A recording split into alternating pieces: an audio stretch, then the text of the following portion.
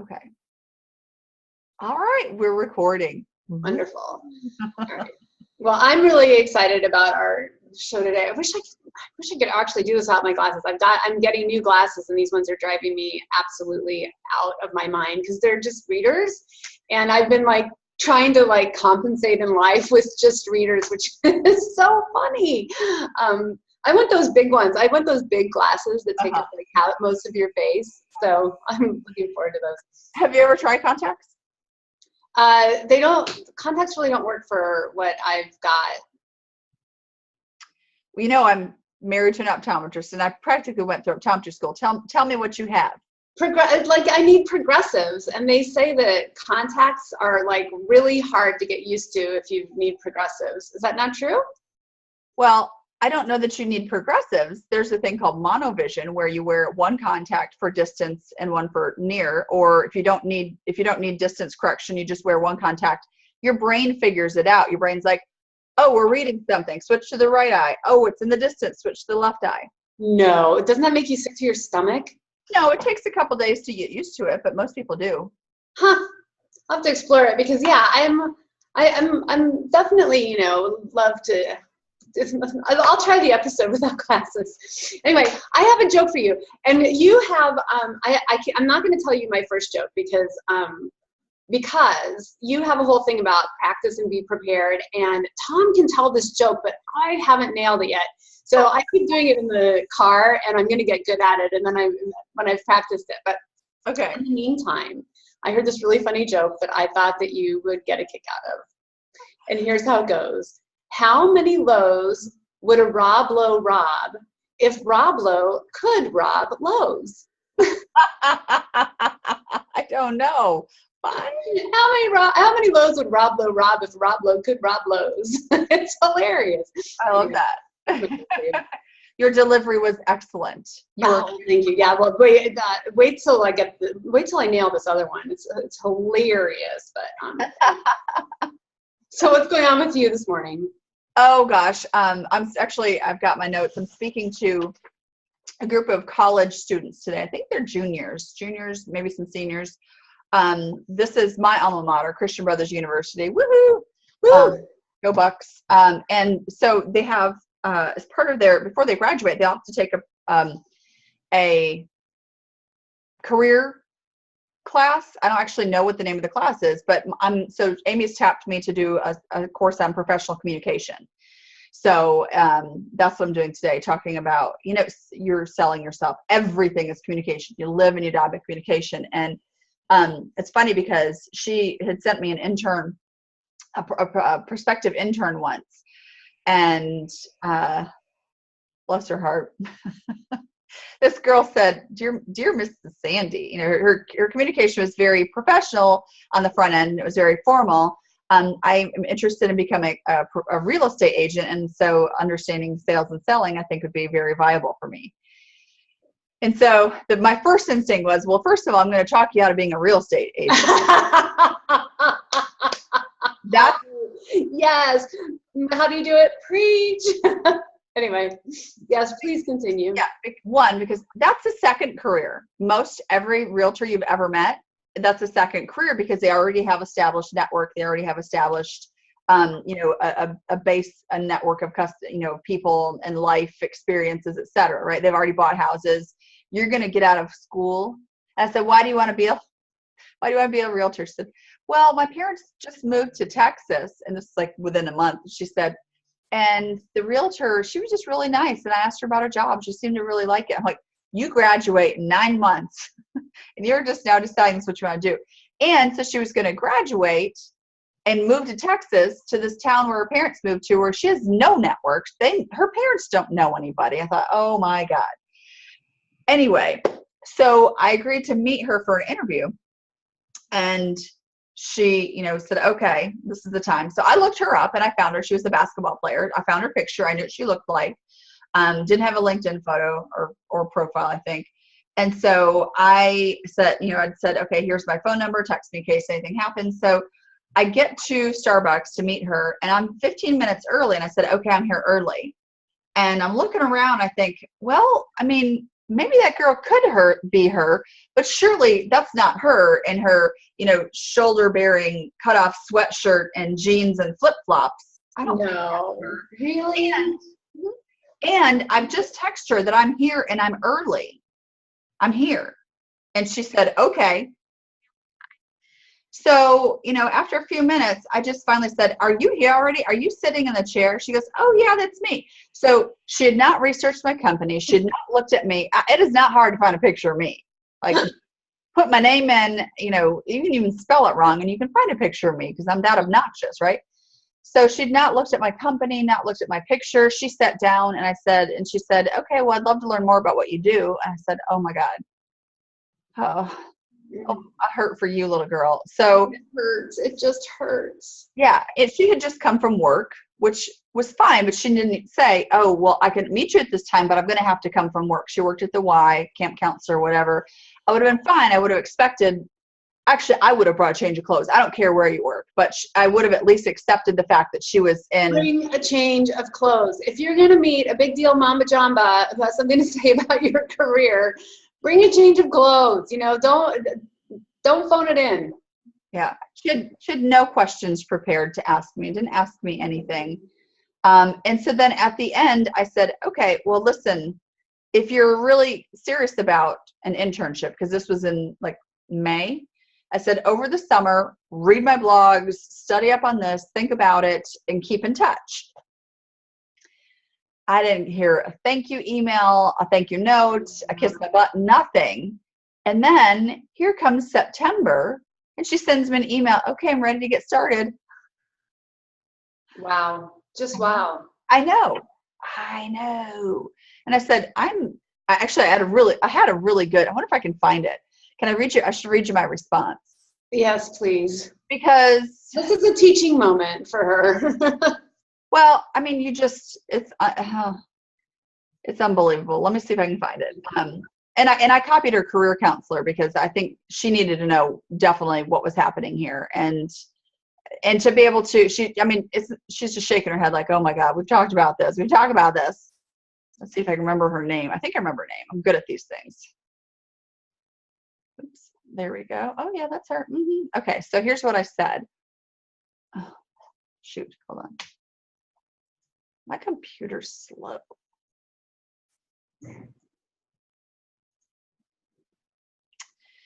Doopy-doopy-doo. So while you're doing this, I've decided, you know how I listen to My Favorite Murder every Sunday by The Laundry. So one of the really fun things about My Favorite Murder is their talk at the beginning. It takes them like 45 minutes to even get to their true crime stories most of the time, right? And their podcast is like an hour and a half long, right? Which is so good for Sundays doing laundry. But I've decided I can't listen to it anymore because I lay in bed awake at night and imagine these horrible murders now. So I've either got to stop listening when they start doing the, because they're hilarious up to the murders, but oh my God, I can't do it anymore because there are some truly horrifying things that have happened to people. I'll bet. Yeah. Okay. You and your murder stories. Okay. So this was my response. She said, hi, I hope you're doing well. I'd love to start discussing the internship more and what will look like with my schedule. So I said, hello, girl. Thank you for your email. However, I didn't think you were interested in the internship and have made other arrangements. I had suggested you keep in touch over the summer and after our meeting so I could send you blogs and links to review that would get you familiar with our work. Since I hadn't heard from you after we left Starbucks at our initial meeting in May, I moved forward with someone else. In the future, I would make these suggestions to you. Dress for an interview as if you want to impress the interviewer. Even if you're coming from work, bring a change of clothing. Study the company and industry and demonstrate initiative and interest. Be prepared with questions and how your interests are relevant to the work. Send a thank you note immediately following the meeting to acknowledge you appreciate their time and you understand what the next steps are. Stay in touch and follow through to stay top of mind and show your genuine interest in working with the company. These are really important professional basics that should help you in the future. Best of luck. Wow. Wow. Did she respond to that? I think her response was, okay, thank you. Oh, that's nice. That's good. At least she acknowledged it. That's good. Yeah. And so we have an intern this semester and, she's okay, but, up front, I'm going to warn you, like, we are not let's go walk into an office. Let me hold your hands. Let me do everything. It's, you are in charge of this learning journey, and we're here to help you in any way we can. I want to expose you to different, people and improve your business acumen and help you understand tools and the why we do things. And so she's just really, I'm not going to reach out to you every day and like pat you on the bottom and say, what are you doing? Stuff like that. And I know that she's not getting the best learning experience because she's not owning it. Yeah. I don't freaking need to learn anything from you. No, say that bad. That sounds terrible. No, I'm sure I could learn things from you, but this is not for me. I am actually I will pay interns, but I don't need her. Right. That's the difference. Now, could she make herself indispensable? Absolutely. Absolutely. I am wide open to the potential that you continue on working after internship or school or whatever, but I'm not going to hold her hand. And no. You're going to find that not a lot of companies are going to do that anymore. Or, that you have, instead of, entry-level careers, you have babysitter level careers, and you're not going to find it. It's startling. It's startling. I mean, anybody with just the teensiest little, tiniest bit of initiative as a millennial these days is going to crush it. Yes. I mean, just crush it. Yeah. You will distance yourself from the competition if you just do a few extraordinary things. Yeah, that's so great. So what did you want to talk about today? Should we wanted to talk about Cadence, right?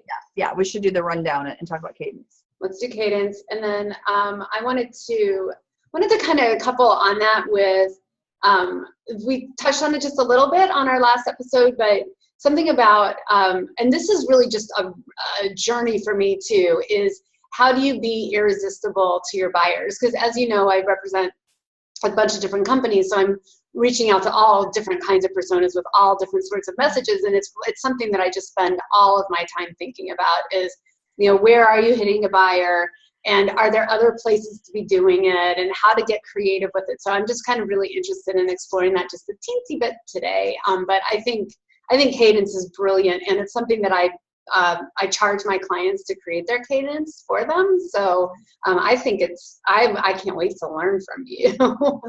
Can't wait to learn from you. I don't know. That'll make a great show. Okay. All right. Let's do it. All right. So I will start. Welcome everyone to the Sellout Show, where we are always sold out. I am Dianna Guerin. I am the irreverent sales girl, and my mission is to bring a dash of dignity to the art of selling. Hi, Dianna. I'm Shawn Sandy, Chief Revenue Officer of the Selling Agency, where we coach humans how to sell to other humans. Because when you sell like a desperate turtle, you stink. Had to get turtle in there. My goal is to say turtle every show. Michelangelo is that's his name, right? That's the one? Yeah, that's the orange guy. He's our show mascot. It's so great. Mm-hmm. Anyway, so welcome. So what have we got on the roster today? I want to talk about something that I think that sellers really need to think about more or invest in more, and that's cadence. Mm-hmm. Cadence and the amount you follow up. Cadence and follow up. Great. That's what I'm talking about. I think we could probably fill volumes of time talking about that. Yeah, absolutely. That could be its own thing for sure. And along those lines of cadence, I want to throw in some questions and things to explore about getting into your buyer's head and meeting your buyer where they are. And then I just think that goes perfectly with cadence, because there are indications that you're not meeting your buyer there, and there is a time to stop. So not everybody knows that there's a time to stop. There is. So yeah, kick us off on cadence. What you got? Okay, well, it's something that I work with my sellers with all the time, but it did pop up today. I was on LinkedIn and I saw Keenan, a sales guy. He had posted on LinkedIn. He said, what's a cadence that y'all use? How many times do you call? What's your rhythm of follow-up and that kind of stuff? And it was really interesting because a lot of experts weighed in, but not a lot of them actually told us what their cadence was. So it's like, is it they don't want to give away secrets? Is it they want to learn from everybody else? I don't know. But, I think that to your point about buyers and stuff is that every type of buyer is going to be different, and this requires a lot of work and thought.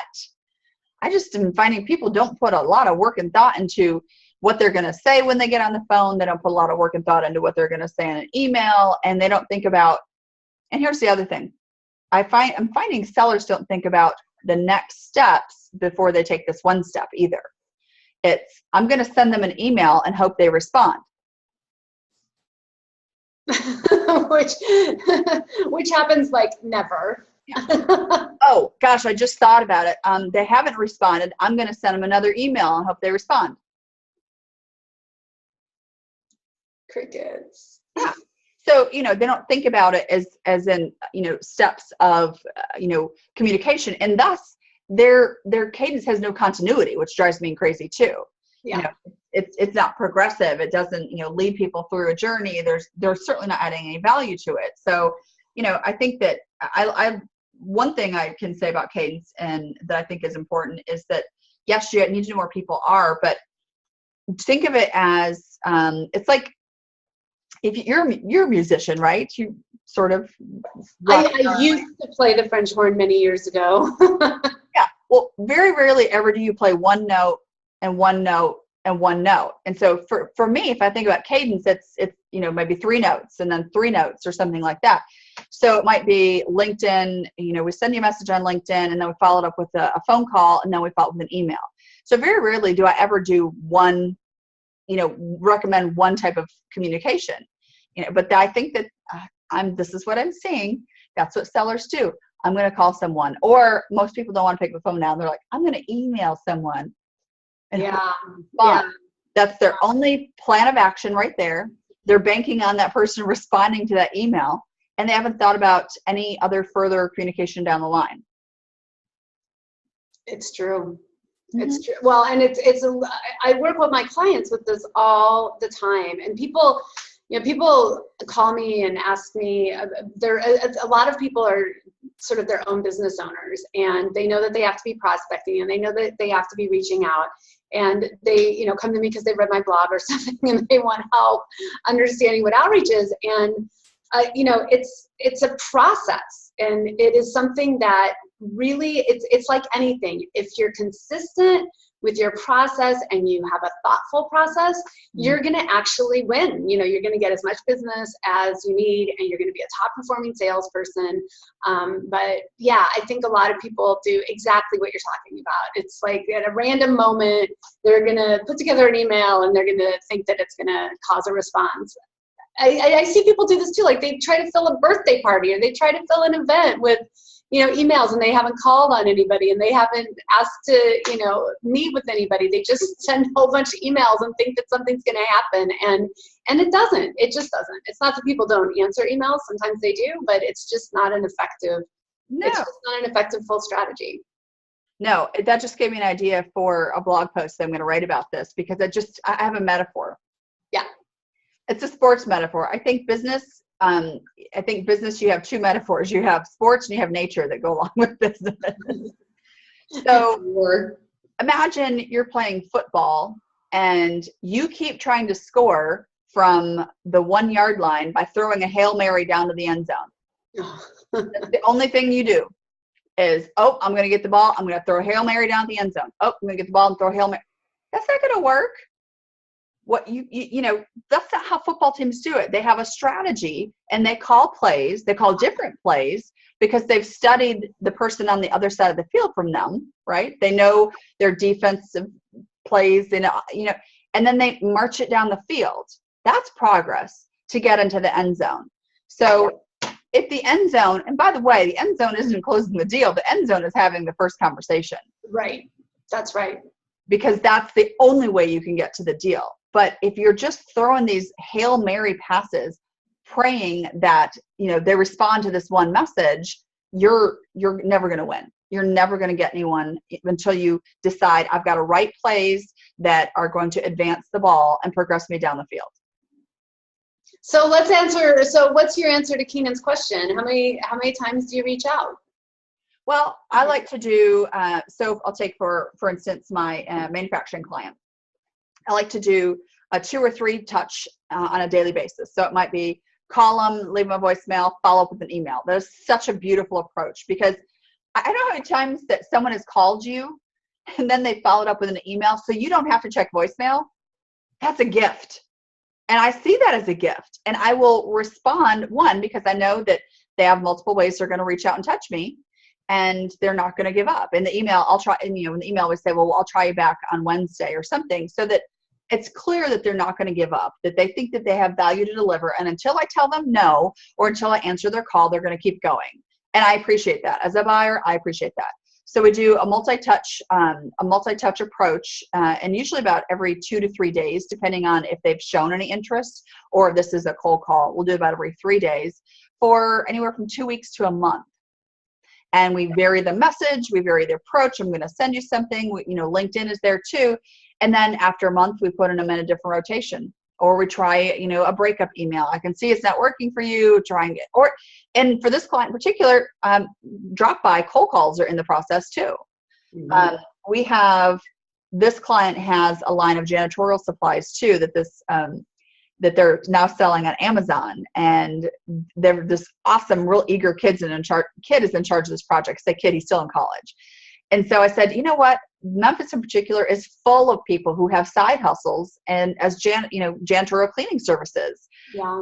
Pull together a list of those people and we'll send them mail, and then you follow up with a phone call. So that's snail mail, and a phone call is how we're going to reach those people. And so again, we just keep going. And do you know who, what's that guy's name? He was in Transformers. Shia LaBeouf? Is that right? I don't know. I don't know the Transformers. Well, he's a little bit Lulu. He's a bit crazy, but he's real intense. He made this crazy video rant about, exercise and taking control of your life. But he said something that I thought was really profound. He said, if you're tired of starting over, stop giving up. Oh God, that is so good. I wish I could claim that one, but I can't. It's Shia LaBeouf. Anyway, but I just that's the truth. If you're tired of starting over, stop giving up. Be better, be persistent. To your point, you've got to be irresistible. And if you believe that you have value, you have to persist with integrity and have a plan of how many touches and how many different ways and how many different messages it's going to take to get that ball down the field. You've got to be able to progress it and stop throwing Hail Marys. I know. Because every now and then, what is it? In predictable prospecting, she says that 3% of people are ready to buy right now. So definitely make your 100 calls or your 100 emails, because you're going to pick up 1 or 2 of those. But really, if you want to if you want to do business with somebody, then you're going to develop a relationship with them. And they want to know what the relationship is going to be like. Yes. The thing I tell people about Cadence is it's an opportunity to express your brand. Every single touch is an opportunity to express your value as a company, and it's an opportunity to express your brand. And then you understand, Lee Bartlett talks about this, understand where your buyers are. And I just love that you're doing some direct mail. I think that's fabulous. It's exactly perfect for that. And then there's a whole plethora of ways that you can do direct mail. What's the envelope look like? I've done some really cool campaigns with just a plain white big envelope with, it's just, there's so many different ways that you can work each of your different medium, but you have to be smart about each one, because a LinkedIn message is very different from an email message. And I think a lot of people don't get that. No. And then just to say exactly what you said in your email message on a voicemail is a little cray-cray for me, but also you get to give somebody the experience of your tone of voice, and you get to give somebody the experience of, are you going to be snappy with their time? And when you're listening to somebody, especially like the message that they give, I always try to sort of match the speed and tenor, unless you get like, you've reached 415-721-5555. Do you know what I mean? They can't help you out there. But if you pick up somebody picks up my phone, my message, and it's like, this is, and I say who I am and I give a little bit of time, then I think that communicates to somebody that they can have a little bit of time on my voicemail. But then there's some people that are like, this is Jim Smith, and you caught me, I'm out, leave a message. I make it short and sweet. So there's so many different juicy ways for you to express that you're going to be a great relationship for this person. And then I think there is a time to give up. I really do. Most of the cadences that I created, and it may be that people do think it's their secret sauce, which is why they're not answering Keenan, because I definitely tell my clients that they have to keep my cadence and my messages confidential. That's my secret sauce. But it is about a total of 10 touches, and it depends on my client, but mostly it does include, something on LinkedIn. Even if you just drop in and view their profile, there are some people who are obsessed with looking at who's viewed their profile. So you might as well be there, and you better have a good picture too. Like, don't have it be of you in your Flashdance outfit hanging up against the brick wall. I mean, now it can, if you're really quirky and you have a really quirky brand, then sure, have it be a quirky picture. But look like the professional that you are when you drop a look on LinkedIn, even if you don't ever send a message. Mm-hmm. It also shows that you're doing a little bit of research, like you might actually be a teensy bit interested in who they are. But anyway, I'm totally with you. But every medium has its different. Appropriate messaging. And I love that you're talking about there's this company that's getting mobile numbers for people. I'm drooling on that one because, a lot of companies don't have phones at desks anymore. So I'm just really always curious about what's going to evolve in the sales world about appropriately using people's mobile numbers, because you better be careful calling me on my cell phone. You got to know that I keep it next to my bed at night. And if you call me at 2 a.m, by some fluke of a mistake, then, we've got a problem. So anyway, I've talked a lot, but what do you think of all that? I think that, all that is bullseye. Oh, and by the way, so I think I've said this before on LinkedIn. I've actually had to deliver this message at a conference. No deer, no beer, no backyard barbecues, no animals, no pets, no guns, no cropped armpits. Like, you ever see the picture of someone who's cropped, you get some armpit, like they're because they cut somebody else out of the picture. Yeah, it's your professional life, not your personal, habits, whatever. But the other thing I think that that I want to say too is that the way you sell to someone, all those attempts that you think are being ignored are probably being viewed or listened to. So you're making an impression whether they're getting a callback or not. What kind of impression are you making? If you're not getting a response, it could be because honestly they're just really freaking busy. They meant to, or it's not the right time for them, or they're not the right person. But if you keep going, they will either tell you to stop, or they will tell you to the right person, or give them a reason to respond.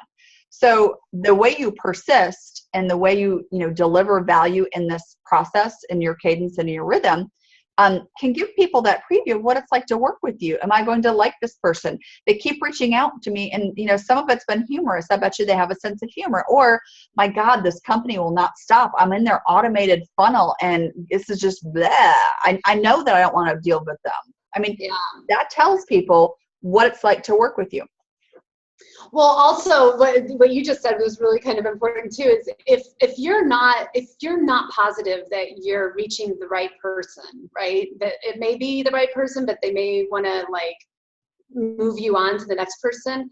You want to make sure that, so I'm emailing you, and it's really your husband who's going to make the decision, right? So, but I'm emailing you, Shawn, or I'm calling you up, and I want you to be like, oh my God, I can't wait to introduce this person to my husband, who is the right person to make this decision, because I want to make sure that you look like a rock star with the person who's the right person for me to be talking to. And look, these things take a brain between your ears, or at least a little bit of emotional intelligence to be able to kind of think through what is it that's going to influence somebody over there. And it's not going to be the same for each person. It's not going to be the same for each buyer. I mean, you've just got to be a thinking, thoughtful, in the moment kind of person sometimes. If you want to send mass messages, go to marketing, because sales is a one-on-one experience. That's exactly, I couldn't have said it better myself. Sales is a one-to-one experience. Yeah. So I think that you just got to stop throwing Hail Marys. I think I'm going to write a blog about that. Stop throwing Hail Marys and build a playbook. You know, it takes time, thought, intensity, intention. It really does. And the best sellers are the ones who think about their customers the most. I think that's probably almost a good universal truth now. The best sellers are the ones who think about their customers the most. Because so let's shift to that. So, what are some ways that you help people learn how to think from their buyer's perspective? Well, my favorite question, right? I do. In fact, I used it again this week, and it was freaking phenomenal. It was brilliant. Anyway, go ahead. I'll tell you. My favorite question is, where does your buyer eat lunch? If you know what the daily grind, the in and out is like for your buyer, if you can get into their shoes and understand all the people problems coming through their door, or maybe they spend their time tied up in meetings with management. If you can understand those types of things and then move into the more personal about your buyer, that's such a good start. It's if I know what your day is like, I know how to reach you. I can see, are you on LinkedIn? No, you're not on LinkedIn.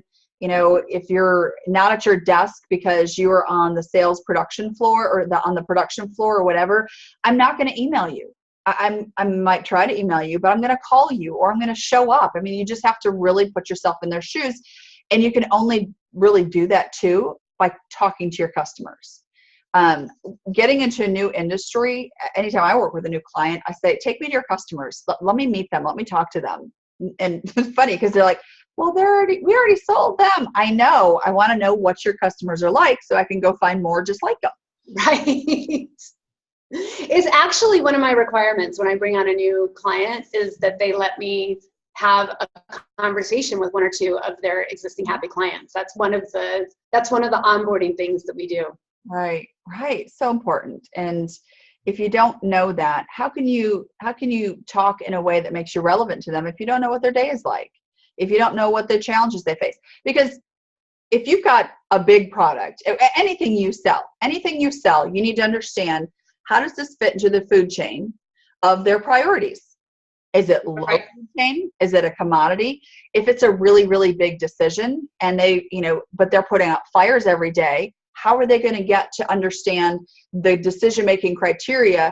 How can you be valuable to them? Because they don't have the time to research it. They don't have the time to meet with 500 different vendors. They don't. Yeah, knowing where you fit in their food chain and on their list of priorities is critical too. We all think we sell as a priority, of course. Of course. To who though? Who is it a priority to? Me. Exactly. Oh my God, I totally used your lunch thing. So the one woman that I hit who was ordering a salad at 3:30 in the afternoon, right? So we're trying to figure out what it is that they're going to buy. They're not buying the one thing that we were talking about, but they are trying to figure out what they are going to buy. And but she's like, I know that she's crazy busy, right? So I wrote, well, I have a couple good ideas for you. So sometime, this week, when you're slamming down a salad late in the afternoon, you should reach out to me and give me a call. And she wrote back and she's like, oh my God, you know me so well. I'll call you on Thursday. Do you know what I mean? So it was brilliant. And then I was speaking to this other woman, and it was like, I don't know, 2:30 in the afternoon where she was, or 1:30 there, something like that. Anyway, I was talking to her and she said, I'm sorry I'm late for our call because I'm just back to back today. And I said, oh my God, well, I hope you at least get to eat lunch. And she said, you know what? I just brought half of it back because thank God my back-to-back meeting was at a restaurant. So I did actually get to eat something. And I'm telling you, it's really, and not that lunch is the only thing you got to figure out about somebody, but it just really gives you, this is a person who goes out and has in-person meetings, and you know, anyway, it's very, very revealing. It was great. It's a good indicator of the framework of their priorities when fueling their body, and with what they fuel it takes a back seat to all the other shit dropping around them. That's about their, you know, their priorities, you know, to fuel themselves and to take time to actually do something that they have to do for themselves so they can keep going. And that gets pushed to the back burner. Their stack of priorities is just up here. How can you help that? And how can you be relevant, understanding, you know, how you fit into their puzzle?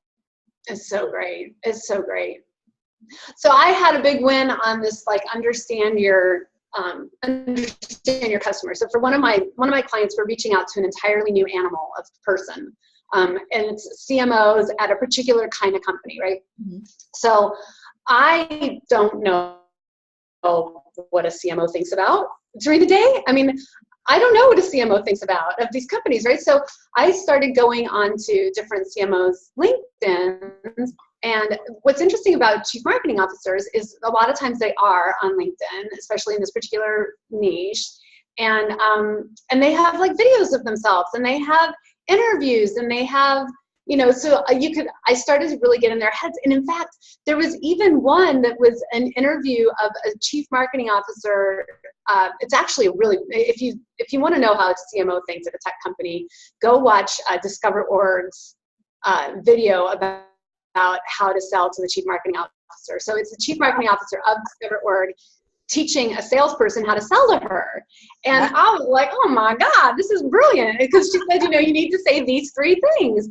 And I've been reaching out to this, you know, this really kind of big deal CMO that we really want to get a meeting with.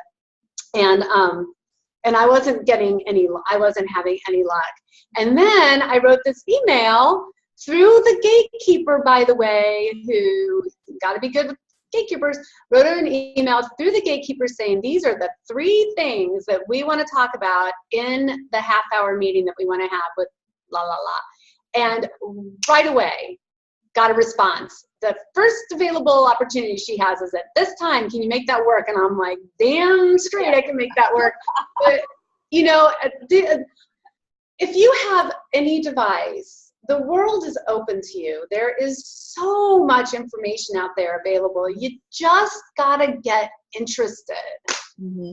Yeah, that's brilliant. I love that the CMO was telling you how to sell to the CMO.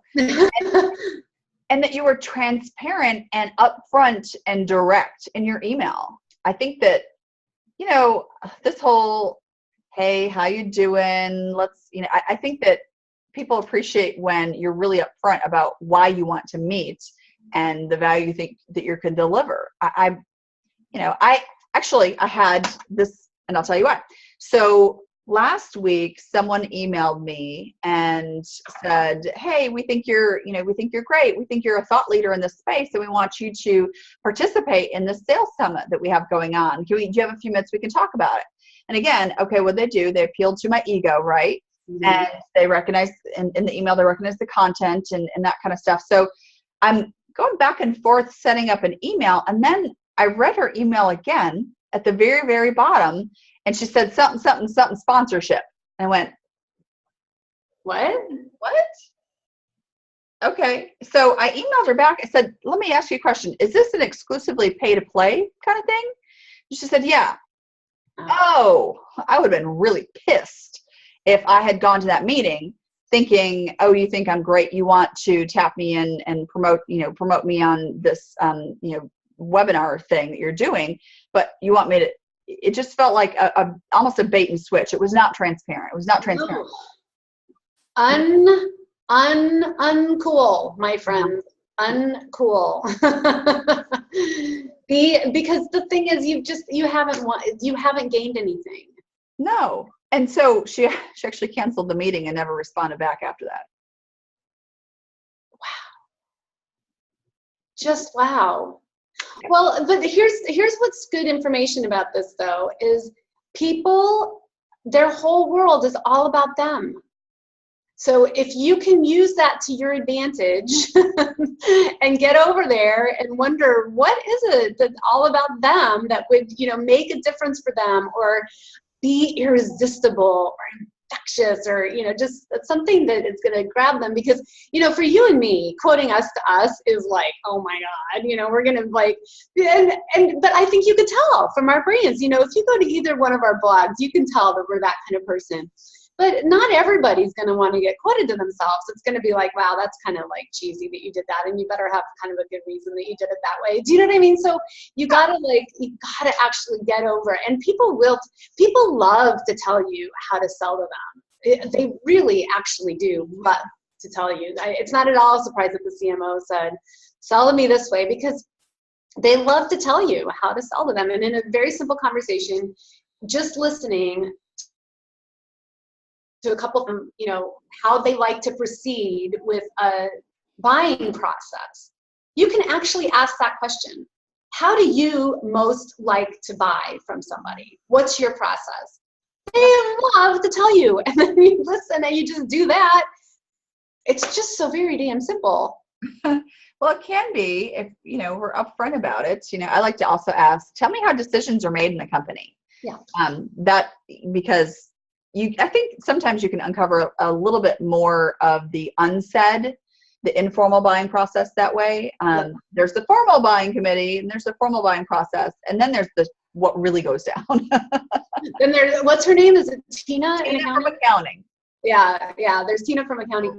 But also, what I've found about that, especially in the complex sales, is a lot of times your buyer doesn't know how it works. Do you know what I mean? So you'll be talking to somebody and they want to buy, and then you say, okay, what's your buying process? And they'll be like, well, I guess who needs to get involved, right? And then when you walk them through those things, I usually find that procurement comes in at a certain point, and legal comes in at a certain point, and IT wants to weigh in at this particular point. Is that how it works at your company? Mm-hmm. Then they do the thinking through it, and it just moves the process along, because what happens is, I want to buy, and then they run into, they don't know how to in their company, mm-hmm. and they haven't thought it through, so then the budget goes away, and the executive who needs to sign the contract goes on vacation, and you're FUCT, and that's that. Do you know what I mean? So I don't know. I think just getting over interested in somebody else's world and being somewhat of a help to them can be really a big deal. And I think you just gave me another idea, because we call buyers, we call them our customers. The act of buying for them is, we're all wrapped up in getting them to buy it, but the act of buying for them has all these long-term ramifications. Yes. And, if you're not talking about implementation, and, if you spend your budget here, that means that something else gets, devoid of budget over here. And I think that a lot of times our sellers think in terms of buying almost transactionally, right? As this is the process, and then for our buyers, after the process is completed, they live happily ever after with our products and services. Whereas, think of yourself more like a project manager who is going to help implement, bring resources together, smooth out transitions. It may have ramifications for hundreds or thousands of people throughout their company, right, that one person or that those people responsible for buying are in charge of. They're right. thinking about those things. Why aren't you? That's exactly right. That's exactly right. So let's finish up with, I just want a question from you. What do you think about selling on cell phones? Selling on cell phones? Yeah. What do you think about calling people, texting people on mobiles? I mean, I think that's kind of the new thing that we need to be kind of thinking about and figuring out. Well, so I have a couple thoughts about that.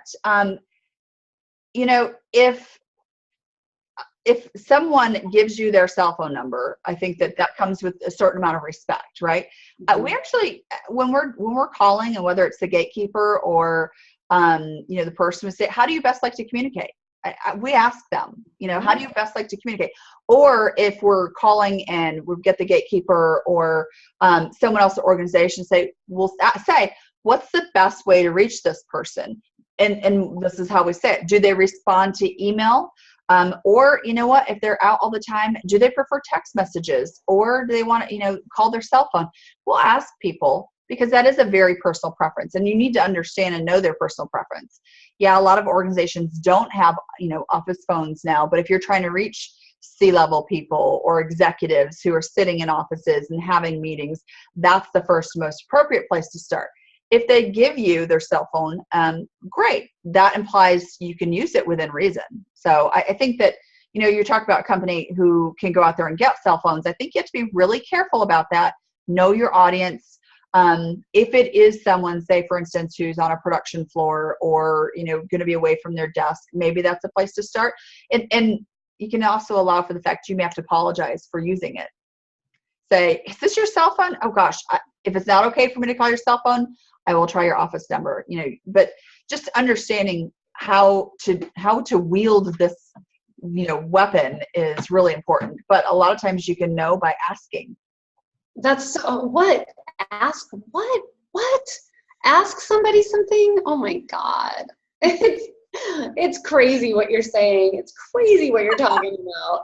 But no, I think that's absolutely right. And I think it's changing. I mean, as we get more millennials in budget holding positions, I think it's changing. I'm hearing, I don't believe it because it would freak me out, but I'm hearing like it's fine with them for you to use text.